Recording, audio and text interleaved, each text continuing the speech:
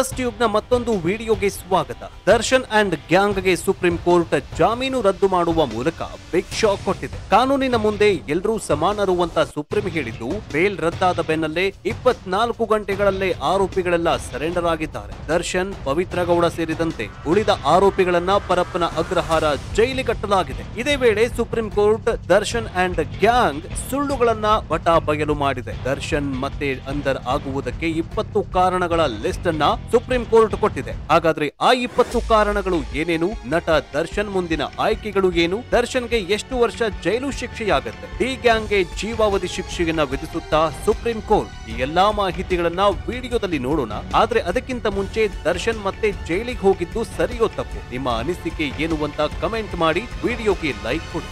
Darshan and gang ಈಗ ಮತ್ತೆ ಅಂಧರಾಗಿದೆ. ಪೊಲೀಸರು ಹೈಕೋರ್ಟ್ ಬೇಲ್ ನೀಡಿದ್ದನ್ನ ಪ್ರಶ್ನಿಸಿ ಸುಪ್ರೀಂ ಕೋರ್ಟ್ ಮೆಟ್ಟಿಲೇರಿದ್ದು, ಸುಪ್ರೀಂ ಕೋರ್ಟ್ ಛೀಮಾರಿ ಹಾಕಿದೆ. ಅಲ್ಲದೆ ಬೇಲ್ ರದ್ದುಗೊಳಿಸಿ ದರ್ಶನ್ ಹಾಗೂ ಗ್ಯಾಂಗ್ ಅನ್ನ ಮತ್ತೆ ಜೈಲಿಗಟ್ಟಿದೆ. ಇನ್ನು ದರ್ಶನ್ ಪರ ವಕೀಲರು ಹೈಕೋರ್ಟ್ನ ನಂಬಿಸಿದ ಹಾಗೆ ಸುಪ್ರೀಂ ಕೋರ್ಟ್ ಮುಂದೆಯೂ ಕೂಡ ಕೊಲೆ ನಡೆದಾಗ ದರ್ಶನ್ ಜಾಗದಲ್ಲೇ ಇರಲಿಲ್ಲ, ದರ್ಶನ್ ಅವರನ್ನ ಉದ್ದೇಶಪೂರ್ವಕವಾಗಿ ಈ ಪ್ರಕರಣದಲ್ಲಿ ಸಿಲುಕಿಸುವ ಯತ್ನ ನಡೆದಿದೆ ಅಂತ ಹೇಳಿತ್ತು. ಆದ್ರೆ ಇದ್ಯಾವುದನ್ನು ನಂಬದ ಸುಪ್ರೀಂ ಕೋರ್ಟ್ ಲಭ್ಯವಿರುವ ಸಾಕ್ಷ್ಯಗಳ ಆಧಾರದ ಮೇಲೆ ಆದೇಶವನ್ನ ಹೊರಡಿಸಿದ್ದು, ಪ್ರಕರಣ ಕುರಿತು 20 ಅಂಶಗಳನ್ನ ಬಹಿರಂಗಪಡಿಸಿದೆ. ಈ ಮೂಲಕ ದರ್ಶನ್ ಅಂಡ್ ಗ್ಯಾಂಗ್ ಕಟ್ಟಿದ ಸುಳ್ಳಿನ ಕಥೆಯನ್ನ ಬಯಲು ಮಾಡಿದೆ. ಹಾಗಾದ್ರೆ ಸುಪ್ರೀಂ ಕೋರ್ಟ್ ಕೊಟ್ಟ ಆ 20 ಕಾರಣಗಳು ಏನೇನು ಅನ್ನೋದನ್ನ ಹೇಳ್ತೀವಿ ನೋಡಿ. ಈ ಕೊಲೆ ಹಠಾತ್ ಪ್ರಚೋದನೆ, ಭಾವನೆ ಸ್ಫೋಟಿಸಿ ಮಾಡಿರುವುದಲ್ಲ. ಸಾಕ್ಷಿಗಳನ್ನ ನೋಡಿದಾಗ ಪೂರ್ವ ಯೋಜಿತ, ಸಂಘಟಿತ ಅಪರಾಧವಾಗಿದೆ. ನಟ ದರ್ಶನ್ ತನಿಖೆಯ ಹಾದಿ ತಪ್ಪಿಸಲು ಪ್ರಭಾವವನ್ನ ಬೀರಿದ್ದಾರೆ.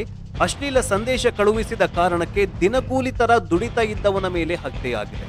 ಸಿಸಿಟಿವಿ ಕಾಲ್ ರೆಕಾರ್ಡ್ ಸೇರಿ ಪ್ರಮುಖ ಸಾಕ್ಷ್ಯಾಧಾರಗಳ ನಾಶ ಯತ್ನ. ಪವಿತ್ರ, ದರ್ಶನ್ ನಿರಂತರ ಸಂಪರ್ಕ. ಕೊಲೆ ನಡೆದಾಗ ಸ್ಥಳದಲ್ಲೇ ಇದ್ರು. ಕೊಲೆಗೂ ಮುನ್ನ ದರ್ಶನ್ ಇತರೆ ಆರೋಪಿಗಳ ಜೊತೆ ಸಂಪರ್ಕ ಸಾಬೀತಾಗಿದೆ. ಸೆಲೆಬ್ರಿಟಿಯಾದ ಮಾತ್ರಕ್ಕೆ ನಟ ದರ್ಶನ್ ಕಾನೂನಿಗಿಂತೇನು ದೊಡ್ಡವರಲ್ಲ, ಉನ್ನತ ಪ್ರಭಾವಶಾಲಿ. ಆದ್ರೂ ಕಾನೂನು ವ್ಯಾಪ್ತಿಯಿಂದ ಹೊರಗಿಲ್ಲ. ದರ್ಶನ್ ಸಾಕ್ಷ್ಯವನ್ನ ನಾಶ ಮಾಡಿರಬಹುದು, ಬೆದರಿಕೆ ಹಾಕಬಹುದು. ದರ್ಶನ್ ಜನಸಾಮಾನ್ಯರಲ್ಲ, ಆರ್ಥಿಕ ರಾಜಕೀಯವಾಗಿ ಸದೃಢ. ಜೈಲು ನಿಯಮ ಗಾಳಿಗೆ ತೂರಿದ್ದರೂ ಹೈಕೋರ್ಟ್ ಜಾಮೀನು ಕೊಟ್ಟಿದೆ. ಪ್ರಮುಖ ವಿಚಾರಗಳಲ್ಲಿ ಹೈಕೋರ್ಟ್ ತನ್ನ ವಿವೇಚನೆಯನ್ನ ಬಳಸಿಲ್ಲ. ಅನಾರೋಗ್ಯ ಕಾರಣಗಳ ಆಧಾರದ ಮೇಲೆ ಹೈಕೋರ್ಟ್ ಜಾಮೀನು ನೀಡಿದೆ. ವೈದ್ಯಕೀಯ ವರದಿಯಂತೆ ದರ್ಶನ್ಗೆ ಸಕ್ಕರೆ ಕಾಯಿಲೆ, ಹೃದಯ ಕಾಯಿಲೆ ಸಮಸ್ಯೆಗಿದೆ. ಬೆನ್ನು ನೋವಿಗೆ ಶಸ್ತ್ರಚಿಕಿತ್ಸೆ ಅಗತ್ಯವಿದ್ರೂ ತುರ್ತಾಗಿ ಅಲ್ಲ ಎಂಬುದು ಸ್ಪಷ್ಟವಾಗಿದೆ. ಜಾಮೀನು ಪಡೆದ ಬಳಿಕ ದರ್ಶನ್ ಸೂಕ್ತ ವೈದ್ಯಕೀಯ ಚಿಕಿತ್ಸೆ ಪಡೆದಿಲ್ಲ. ಜಾಮೀನು ದುರುಪಯೋಗ ಇಲ್ಲ, ಆದ್ರೆ ತನಿಖೆ ಹಾದಿ ತಪ್ಪಿಸುವ ಯತ್ನ ನಡೆದಿದೆ. ಪವಿತ್ರ ಗೌಡ ಮನೆಯ ಸಿಸಿಟಿವಿ ದೃಶ್ಯಗಳು ಆರೋಪಿಗಳಿಂದ ನಾಶವಾಗಿದೆ ಅಂತ ಪ್ರಮುಖ ಅಂಶಗಳನ್ನ ಉಲ್ಲೇಖ ಮಾಡಿದೆ. ಇಷ್ಟೆಲ್ಲ ಕಾರಣಗಳಿಂದಾಗಿ ಸುಪ್ರೀಂ ಕೋರ್ಟ್ ದರ್ಶನ್ ಅಂಡ್ ಗ್ಯಾಂಗ್ಗೆ ಜಾಮೀನು ವಜಾಗೊಳಿಸಿ ಜೈಲಿಗಟ್ಟಿದೆ. ಹಾಗಾದ್ರೆ ನಟ ದರ್ಶನ್ ಮುಂದಿನ ಆಯ್ಕೆಗಳು ಏನು? ಜೈಲಿಂದ ಹೊರಬರುವುದಕ್ಕೆ ಆಗೋದೇ ಇಲ್ವಾ? ಸದ್ಯ ಜೈಲು ಸೇರಿರುವ ನಟ ದರ್ಶನ್ ಮುಂದಿನ ಆಯ್ಕೆಗಳು ಏನು ಅನ್ನೋ ಚರ್ಚೆ ಜೋರಾಗಿ ನಡೀತಾಗಿದೆ. ಈ ಹಿಂದೆ ಬೆನ್ನು ನೋವು ಅಂತ ಹೇಳಿ ಮಧ್ಯಂತರ ಜಾಮೀನು ಪಡೆದಿದ್ದ ಕೊಲೆಯಾರೋಪಿ ದರ್ಶನ್ ಈಗಲೂ ಅದೇ ರೀತಿ ಜಾಮೀನಿಗೆ ಅರ್ಜಿ ಸಲ್ಲಿಸ್ತಾರಾ? ಸದ್ಯಕ್ಕಂತೂ ಇದು ಅಸಾಧ್ಯದ ಮಾತು ಅಂತ ಹೇಳಲಾಗ್ತಾಗಿದೆ.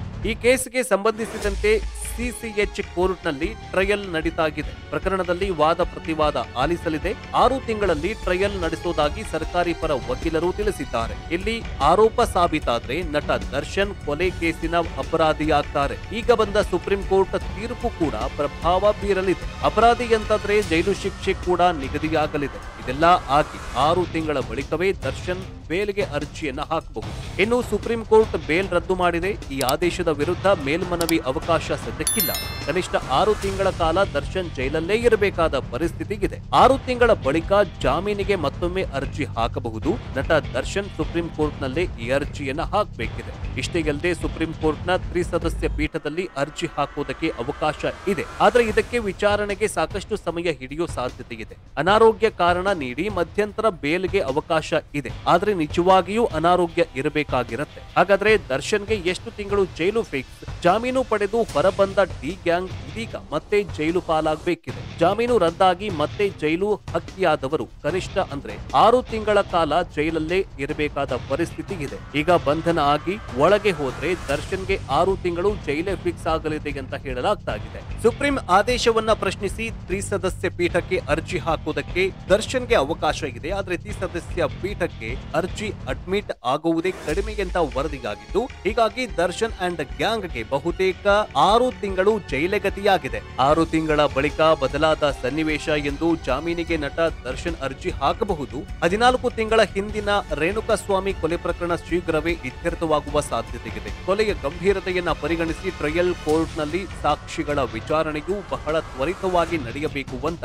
ಸುಪ್ರೀಂ ಕೋರ್ಟ್ ನ್ಯಾಯಪೀಠವು ತನ್ನ ತೀರ್ಪಿನಲ್ಲಿ ತಿಳಿಸಿದೆ ಅಂತ ಹೇಳಲಾಗ್ತಾಗಿದೆ. ಒಟ್ಟಾರೆ ಇಷ್ಟು ದಿನ ಬೇಲ್ ಮೇಲೆ ಹೊರಗಿದ್ದ ನಟ ದರ್ಶನ್ ಅಂಡ್ ಗ್ಯಾಂಗ್ ಈಗ ಮತ್ತೆ ಸೆರೆವಾಸ ಅನುಭವಿಸ್ತಾ ಇದೆ. ಸದ್ಯ ಜೈಲು ಸೇರಿರುವ ನಟ ದರ್ಶನ್ ಮುಂದಿನ ಆಯ್ಕೆಗಳು ಏನು ಅನ್ನೋ ಚರ್ಚೆ ಜೋರಾಗಿ ನಡೀತಾ ಇದೆ. ಈ ಹಿಂದೆ ಬೆನ್ನು ನೋವು ಅಂತ ಹೇಳಿ ಮಧ್ಯಂತರ ಜಾಮೀನು ಪಡೆದಿದ್ದ ಕೊಲೆಯಾರೋಪಿ ದರ್ಶನ್ ಈಗಲೂ ಅದೇ ರೀತಿ ಜಾಮೀನಿಗೆ ಅರ್ಜಿ ಸಲ್ಲಿಸ್ತಾರಾ? ಸದ್ಯಕ್ಕಂತೂ ಇದು ಅಸಾಧ್ಯದ ಮಾತು ಅಂತ ಹೇಳಲಾಗ್ತಾಗಿದೆ. ಈ ಕೇಸ್ಗೆ ಸಂಬಂಧಿಸಿದಂತೆ ಸಿಸಿಎಚ್ ಕೋರ್ಟ್ನಲ್ಲಿ ಟ್ರಯಲ್ ನಡೀತಾಗಿದೆ. ಪ್ರಕರಣದಲ್ಲಿ ವಾದ ಪ್ರತಿವಾದ ಆಲಿಸಲಿದೆ. 6 ತಿಂಗಳಲ್ಲಿ ಟ್ರಯಲ್ ನಡೆಸೋದಾಗಿ ಸರ್ಕಾರಿ ಪರ ವಕೀಲರು ತಿಳಿಸಿದ್ದಾರೆ. ಇಲ್ಲಿ ಆರೋಪ ಸಾಬೀತಾದ್ರೆ ನಟ ದರ್ಶನ್ ಕೊಲೆ ಕೇಸಿನ ಅಪರಾಧಿಯಾಗ್ತಾರೆ. ಈಗ ಬಂದ ಸುಪ್ರೀಂ ಕೋರ್ಟ್ ತೀರ್ಪು ಕೂಡ ಪ್ರಭಾವ ಬೀರಲಿದೆ. ಅಪರಾಧಿ ಅಂತಂದ್ರೆ ಜೈಲು ಶಿಕ್ಷೆ ಕೂಡ ನಿಗದಿಯಾಗಲಿದೆ. ಇದೆಲ್ಲ ಆಗಿ 6 ತಿಂಗಳ ಬಳಿಕವೇ ದರ್ಶನ್ ಬೇಲ್ಗೆ ಅರ್ಜಿಯನ್ನ ಹಾಕಬಹುದು. ಇನ್ನು ಸುಪ್ರೀಂ ಕೋರ್ಟ್ ಬೇಲ್ ರದ್ದು ಮಾಡಿದೆ. ಈ ಆದೇಶದ ವಿರುದ್ಧ ಮೇಲ್ಮನವಿ ಅವಕಾಶ ಸದ್ಯಕ್ಕಿಲ್ಲ.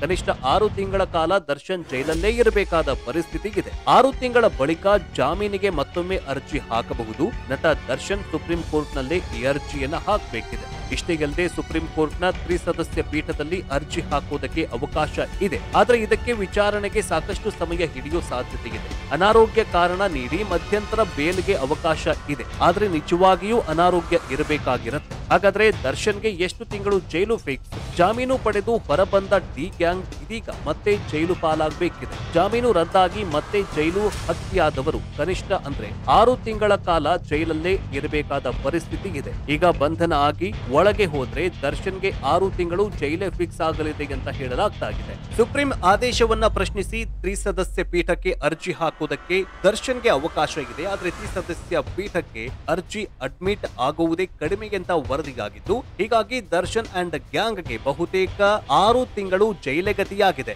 6 ತಿಂಗಳ ಬಳಿಕ ಬದಲಾದ ಸನ್ನಿವೇಶ ಎಂದು ಜಾಮೀನಿಗೆ ನಟ ದರ್ಶನ್ ಅರ್ಜಿ ಹಾಕಬಹುದು. 14 ತಿಂಗಳ ಹಿಂದಿನ ರೇಣುಕಾಸ್ವಾಮಿ ಕೊಲೆ ಪ್ರಕರಣ ಶೀಘ್ರವೇ ಇತ್ಯರ್ಥವಾಗುವ ಸಾಧ್ಯತೆಯಿದೆ. ಕೊಲೆಯ ಗಂಭೀರತೆಯನ್ನ ಪರಿಗಣಿಸಿ ಟ್ರಯಲ್ ಕೋರ್ಟ್ನಲ್ಲಿ ಸಾಕ್ಷಿಗಳ ವಿಚಾರಣೆಯು ಬಹಳ ತ್ವರಿತವಾಗಿ ನಡೆಯಬೇಕು ಅಂತ ಸುಪ್ರೀಂ ಕೋರ್ಟ್ ನ್ಯಾಯಪೀಠವು ತನ್ನ ತೀರ್ಪಿನಲ್ಲಿ ತಿಳಿಸಿದೆ ಅಂತ ಹೇಳಲಾಗ್ತಾಗಿದೆ. ಒಟ್ಟಾರೆ ಇಷ್ಟು ದಿನ ಬೇಲ್ ಮೇಲೆ ಹೊರಗಿದ್ದ ನಟ ದರ್ಶನ್ ಅಂಡ್ ಗ್ಯಾಂಗ್ ಈಗ ಮತ್ತೆ ಸೆರೆವಾಸ ಅನುಭವಿಸ್ತಾ ಇದೆ. ಮತ್ತಷ್ಟು ಇಂಟ್ರೆಸ್ಟಿಂಗ್ ಮಾಹಿತಿಯೊಂದಿಗೆ ಮುಂದಿನ ವಿಡಿಯೋದಲ್ಲಿ ಸಿಗ್ತೀವಿ. ಅಲ್ಲಿವರೆಗೂ ನೋಡ್ತಾ ಇರಿ ಫಸ್ಟ್ ಟ್ಯೂಬ್ ಕನ್ನಡ.